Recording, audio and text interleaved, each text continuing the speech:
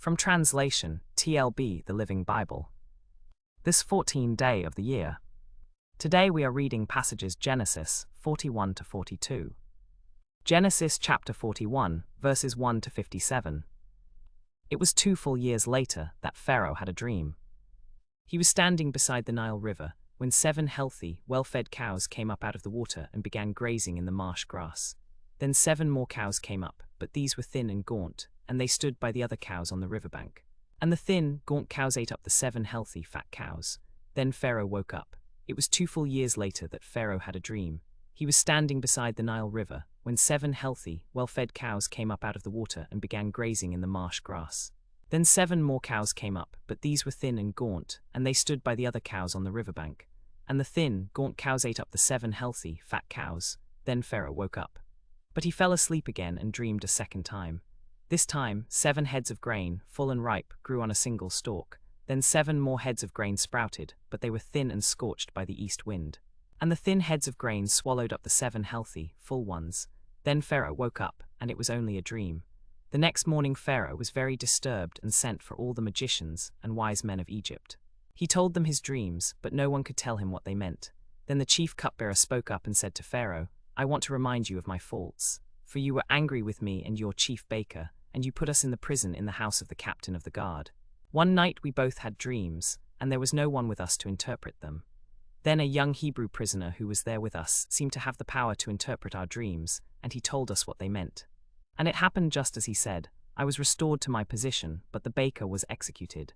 So Pharaoh sent for Joseph, and he was quickly brought from the prison. After he had shaved and changed his clothes, he went to see Pharaoh. Then Pharaoh said to Joseph, I have had a dream that no one can explain. I have heard it said that you can understand a dream and tell what it means."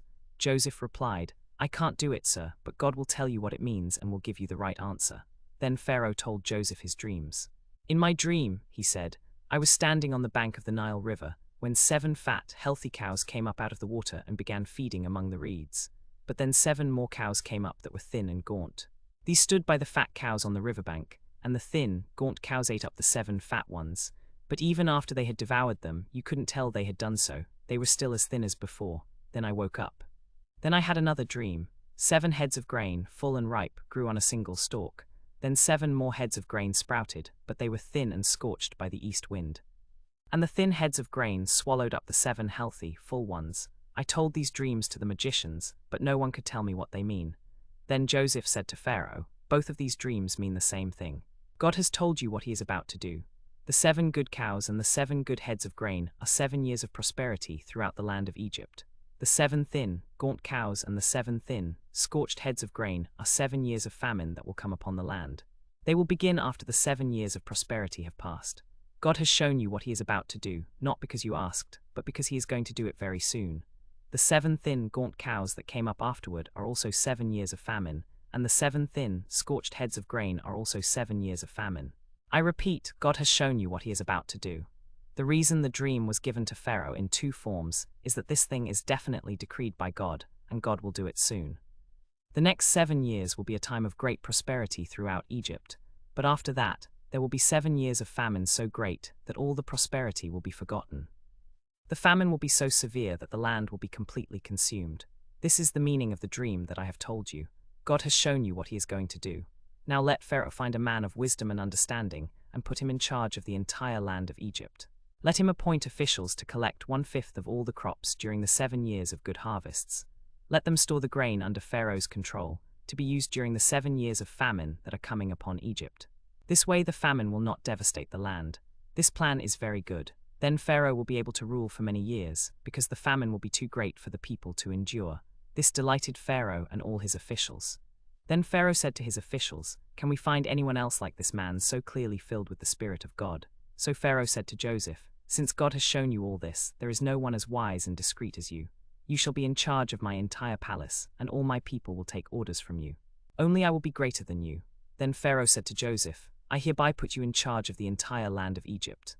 And Pharaoh took off his signet ring from his hand and put it on Joseph's hand, and clothed him in garments of fine linen, and put a gold chain around his neck. And he had him ride in the 2nd chariot which he had, and they proclaimed before him, "Bow the knee," and he set him over all the land of Egypt. Moreover, Pharaoh said to Joseph, I am Pharaoh, and without your consent no one shall lift hand or foot in all the land of Egypt. Then Pharaoh named Joseph Zaphenath-Paneah. And he gave him Asenath, the daughter of Potiphar, priest of On, as his wife. And Joseph went about over the land of Egypt. Now Joseph was 30 years old when he stood before Pharaoh, king of Egypt. And Joseph went out from the presence of Pharaoh, and went through all the land of Egypt. During the 7 years of abundance, the land produced plentifully. Joseph gathered and stored up all the food of the 7 years which were in the land of Egypt. And Joseph stored the food in the cities. He stored the food in every city from the fields around it. So Joseph stored grain like the sand of the sea, very abundant, until he stopped counting, for it was without number. Now to Joseph were born 2 sons before the years of famine came, and Asenath, the daughter of Potiphar, priest of On, bore them to him. Joseph named the firstborn Manasseh, for, he said, God has made me forget all my trouble and all my father's household. He named the second Ephraim, for, he said, God has made me fruitful in the land of my affliction. Then the 7 years of plenty which had been in the land of Egypt came to an end. And the 7 years of famine began to come, just as Joseph had said. Then there was famine in all the countries, but in all the land of Egypt there was bread. So when all the land of Egypt was famished, the people cried out to Pharaoh for bread. And Pharaoh said to all the Egyptians, Go to Joseph, whatever he says to you, you shall do. When the famine was spread over all the land, Joseph opened all the storehouses and sold to the Egyptians. And the famine was severe in the land of Egypt. And all countries came to Egypt to Joseph to buy grain, because the famine was severe in all the earth. Genesis chapter 42, verses 1 to 38. When Jacob learned that there was grain in Egypt, he said to his sons, Why are you looking at one another? Then he said, I have heard that there is grain in Egypt. Go down there and buy some for us, so that we may live and not die. So 10 of Joseph's brothers went down to buy grain from Egypt. But Jacob did not send Benjamin, Joseph's brother, with the others, for he said, Lest some harm befall him. Now the sons of Israel came to buy among those who were coming, for the famine was in the land of Canaan. Now Joseph was governor over the land, and it was he who sold to all the people of the land. And Joseph's brothers came and bowed themselves before him with their faces to the ground. So Joseph saw his brothers and recognized them, but he treated them as strangers and spoke roughly to them. Then he said to them, Where is your brother, the other one you said was gone?